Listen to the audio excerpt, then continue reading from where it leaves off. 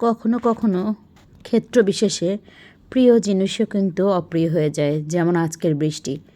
আজকের বৃষ্টিটা আর ভাল লাগছে না। আমি বৃষ্টি পছন্দ করি, এটা অনেক ভ্লগেই আমি বলেছি, বাট আজকের বৃষ্টিটা সত্যি ভয়ঙ্কর লাগছে। মনে হচ্ছে বৃষ্টিটা কখন থামবে, কারণ বৃষ্টি বাড়ার সাথে সাথে আমার দেশের মানুষের যে আরও অবনতি হবে। তো আমরা সবাই কম বেশি যে পরিস্থিতির মধ্যে যাচ্ছি এটা সবাই জানি, এটা বলার আসলে কিচ্ছু নেই। তবে আমরা যেটা বলতে চাই, আমরা কতটুকু কি করতে পারবো সেটা আমরা জানি না। আমরা দূর থেকে শুধু দোয়াই করতে পারবো। এছাড়া হয়তো সবাই মিলে কিছু কিছু করে সাহায্য পাঠালে আমরা সাহায্য পাঠাতে পারবো। হয়তো তাদের পাশে দাঁড়াতে যদি চাই, তাদের দোয়াটাই হচ্ছে মেইন, দেন হচ্ছে আমরা সাহায্য করব। এবং সবচেয়ে কষ্টের বিষয় হচ্ছে ফেসবুকে কিছু কিছু ছবি এতটাই পেনফুল বা এতটাই কষ্ট দিচ্ছে যে এই মানুষগুলোর সাথে যেটা হচ্ছে সেটা যদি আমার সাথে হতো তাহলে আমার কেমন লাগতো। আমি না ধীরে ধীরে মানসিকভাবে এতটাই দুর্বল হয়ে যাচ্ছি, চারিদিকে শুধু হাহাকার আর হাহাকার। এই হাহাকারটা আমি আর নিতে পারতেছি না। ভিডিও করব এটাও আসলে আমার পসিবল না। এই ভিডিওগুলো, যে ভিডিওটা আপনারা দেখছেন, সে ভিডিওগুলো বেশ কয়েকদিন আগের রান্নার ভিডিও। আজকে এমন না যে এত হাহাকারের মাঝে আমি রান্না বান্না খাওয়া দাওয়া কিচ্ছু করছি না, সবই করছি, কিন্তু মনের ইচ্ছার বাইরে গিয়ে করছি। কোনো কিছুতেই শান্তি নাই। আমার দেশের মানুষগুলো এভাবে ভাসিয়ে নিঃশেষ হয়ে যাবে সে জিনিসটা কিন্তু আমি বেঁচে থাকতে বা আমরা বেঁচে থাকতে কেউই মানতে পারছি না।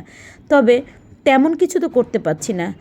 তারপরও আমি বলবো, আমাদের দেশে এতগুলো মানুষ, আমরা সবাই যদি একটু একটু করে এগিয়ে আসি, যেমনটা দেখছি ফেসবুকে আমাদের প্রবাসী ভাইরা বোনরা কতটা সাপোর্ট করছে, ঠিক একই রকম সাপোর্ট আমরা যারা ফেনী, নোয়াখালী, তারপরে কুমিল্লা, চাঁদপুর, যে জায়গার মানুষে একটু পানি কম আছে বা যাদের হচ্ছে বিল্ডিং বাড়ি আছে, তারা যদি একটু আমরা হাত বাড়িয়ে দেই, কারণ এখনও একটা যুদ্ধ করছি আমরা, আর এই যুদ্ধতে আল্লাহ আমাদেরকে ঠিক ঠিক রক্ষা করবেন। আল্লাহ পাকের কাছে সবসময় একটা কথাই বলছি যে আমাদের পাপের পাল্লা এতটাই বেড়ে গেছে যে আল্লাহ আমাদের উপর এতটা নারাজ হয়েছে, কিছুই ভালো লাগে না আসলে।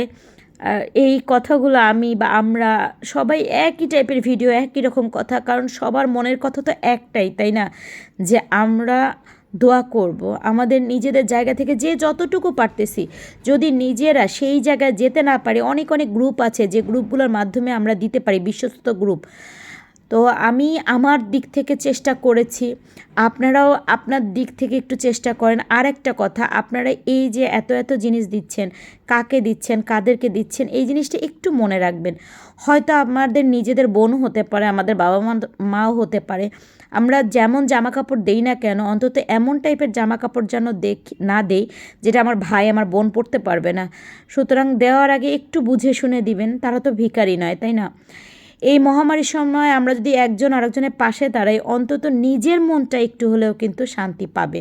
তো আমি তো চেষ্টা করেছি আমাদের জায়গা থেকে দিতে, এবং আমি দিচ্ছি যতটা পারছি। আসলে আমরা একজনের পক্ষে তো কোনো কিছু সম্ভব না, আমরা সবাই যদি এটা করতে পারি তাহলে আসলেই ভালো লাগবে। তো সবাই সবার অবস্থান থেকে এগিয়ে আসুন, আমাদের মানুষের পাশে দাঁড়াতেই হবে। আর একটা কথা বলতে চাই, এখন কেউ গুজব ছড়াবেন না। আর বাস্তবতা আসলে অনেক কঠিন, আমরা হয়তো বুঝতেও পারছি না যে বন্যার পরিস্থিতি কতটা ভয়াবহ হয়েছে। তো আমি একটা কথাই বলবো যে দূর থেকে হয়তো আমরা যেটা কল্পনা করতে পারি না, যারা ওই জায়গায় আছে তারা আসলে ব্যাপারটা বুঝতে পারবে। তাই শুধু একটা কথাই বলার, যে আসুন আমরা সবাই মিলে বন্যার্থদের পাশে দাঁড়াই, যতটুকু পারা যায় সব। আর ইসমে আজম দোয়াটা পড়তে থাকি, নফল নামাজ পড়ে, যাতে করে আমাদের দেশটা আবার আগের মতো স্বাভাবিক হয়ে যায়।